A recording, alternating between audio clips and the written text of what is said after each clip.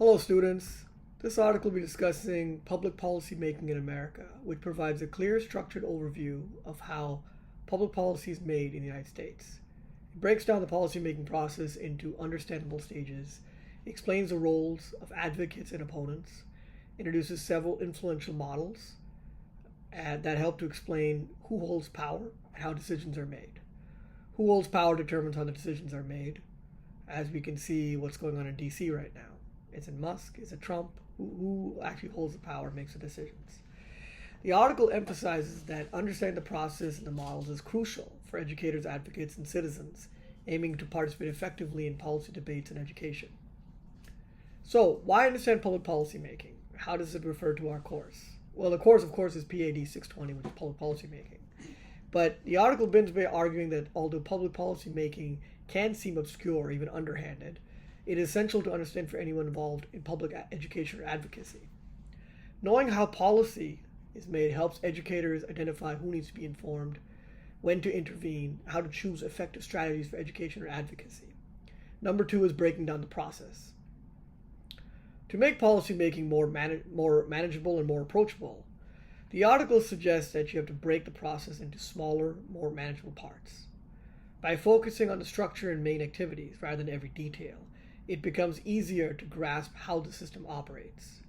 The use of models, simplified representations of complex real-world processes, helps clarify the key features and dynamics of policy making. Number three, stages of the policy making process. The article outlines a classic stage-based model of policy making. Problem recognition, advocates identify an issue that needs attention. Some issues out there, someone's going to advocate to look at the issue and identify what needs to be given the attention. The formulation of proposal.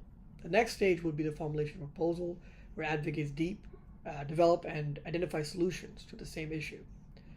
The third part will be the identification of authorities. Who do you go to when you need to have a solution identified and fixed? The decision makers identified. That's why I gave you the example earlier about Elon Musk and Donald Trump. Someone has to identify these problems, then they go to the decision makers. Then you present the proposal. The proposal is formally submitted for consideration. Then there's an authoritative decision by the government, city council, state government, such as what's going on in Austin right now, and Washington, D.C., of course. The government authorities deliberate, make a final decision. This decision could be either adoption of the policy, it could be a compromise, or it could be inaction. Nothing is decided. It's put on pause. There's a pin put on it. Implementation.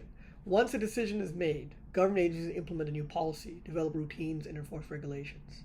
And then, of course, there's evaluation. After the policy has been implemented, it's gone through the process, money's been allocated, resources have been developed. Then, of course, there's implementation. The policy is evaluated either formally through data analysis, which some of you will take 502, 503 with me. You'll know more about that. Or you'll get public feedback informally, possibly through reviews online or complaints or praise or citizens going to City Hall or the government to determine the effectiveness and whether modifications are needed. If problems are found, the process may begin again. Generally, in most democracies, this is the standard format for how policy making is conducted. Now, there's a role of opposition also. A unique feature of this model is that its explicit recognition of the role of opponents. Opposition can arise at any stage, and opponents may formulate counterproposals, identify their own authorities, present their counterproposals, and expand their support base. This is actually very, very normal. In most democracies, it's extremely normal for things like this to go on and to happen because, of course, for every interest group, there's going to be a counter-interest group that advocates against the proposal or wants changes made. Now, the next stage will be the models of different policy making that I should discuss and so that students have a better understanding when they leave the course. The article introduced several influential models that explain how policy decisions are made. So one, of course, is the stages of decision-making model, which focuses on the step-by-step processes, highlighting fragmentation of power and multiple decision points.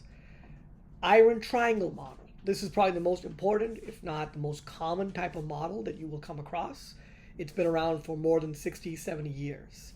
This is the kind of model that students generally should remember this because, like I mentioned for other videos, some of you will be at cocktail parties someday. And the iron, what's called also the cozy iron triangle, is probably the most famous type of model out there.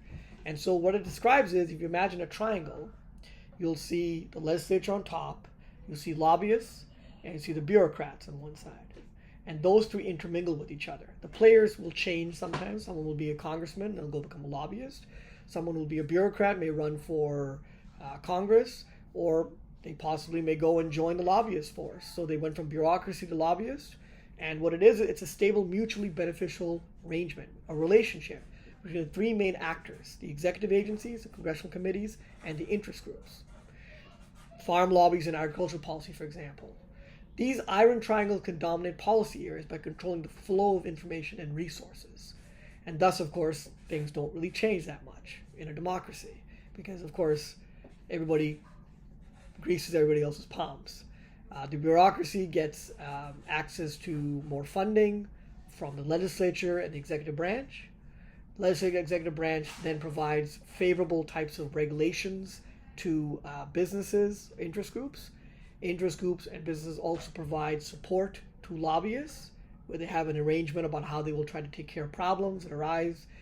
There's tainted meat. They will work more diligently and not put up a lot of boundaries or barriers for the bureaucrats to go through, as one example. But they may also not really take care of the problem. The next type is a power clusters model, which expands on the iron triangle, cozy iron triangle, by recognizing that many more actors, administrative agencies, legislative committees, professionals, special interest groups, attentive and latent publics, form webs of power, or clusters that influence policy at all stages. These clusters are characterized by close communication, internal conflict, and well-developed internal power structures. Kings and kingmakers, the last type, which is called the elite model, which may actually be relevant for us in the age of Trump, right? Proposes that a pyramid of power exists, with kingmakers, elites, resources, and influence at the top, followed by kings, visible policymakers, active, engaged citizens, and group leaders, interested citizens, and finally the apathetic citizens at the base. This model emphasizes the outside influence of elites in setting the policy agenda and shaping outcomes, while the broader public has only indirect influence. So it could be that you could argue, for example, some of you may recall in January when Trump had his inauguration, there was a lot of what's called tech bros. They were all there at Donald Trump's inauguration, the Google CEO and Amazon CEO and other people. These people may be considered like the kingmakers, that they anointed or they appointed Donald Trump as the president, arguably, possibly, maybe. And of course, they're the ones who make Donald Trump the king as a visible policy maker, because he does set policy as a president, right? Any president does that. Of course, there are active, engaged citizens and group leaders, which you could talk about all people sort of like people like Joe Rogan, for example, who has his own podcast. He may be considered an active citizen where he advocates for things. There are other people who are very active, and generally they are party people, party leadership, party people. Could be Speaker Johnson, for example, in Congress, in the House of Representatives, for example. Could be other people as senators who are influential. So those are people who are generally like known as like active. They're very active. Then of course there's people like interested citizens, people who are very interested but they're not as active. And then of course there's apathetic citizens, which most people argue, political scientists, that those are most people who generally don't vote. They don't get out and vote. They don't do these things, and they don't really have any influence, and so nobody really cares about them.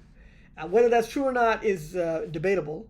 Now, there is no single model which captures the entire reality.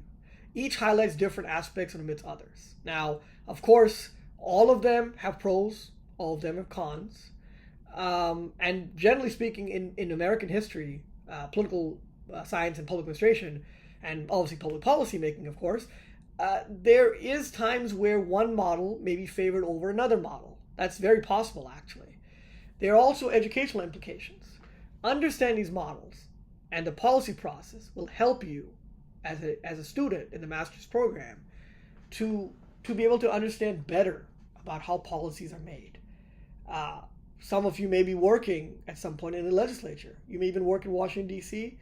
You may work in Austin. If you're outside Houston or Texas, probably you could be somewhere else. I know we have some students as far away as Alaska, for example. You may be working, you may have a better understanding of how this operates. The goal of our whole program as an Asterisk program is to provide students a more thorough overlay of all these different subject matters. So you have to always identify the key actors and stages in policy development. You have to focus on significant features and anticipate challenges. Maybe someone's working in policy someday. Or you could be working in a nonprofit. Maybe you're trying to steer policy in your direction. You have to differentiate between important, unimportant events, predict consequences of policy decisions.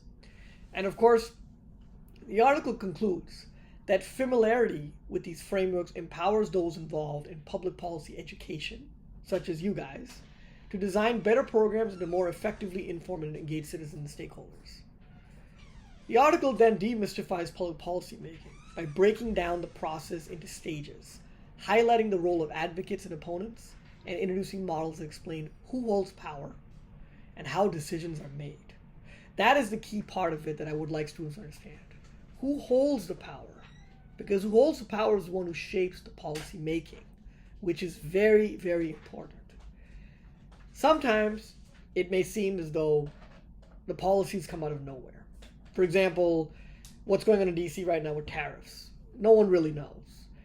But Trump is the decision maker and the policy setter, the agenda setter for that. But he is not the agenda setter and the policy maker for everything. He's not. There are some things that go on in the White House that the president does not simply have knowledge about, or may not know, or simply does not care to know about. And that's every president. That's not simply our president currently. That's every president. Fundamentally, what students really need to understand is you have to understand these elements. It's essential for you to understand this, because then you really have a better understanding and an insight, a secret that only you as a master student know, that it educates you and it educates the public onto influencing policy outcomes. Thank you again for your time. I'll see you in the next video.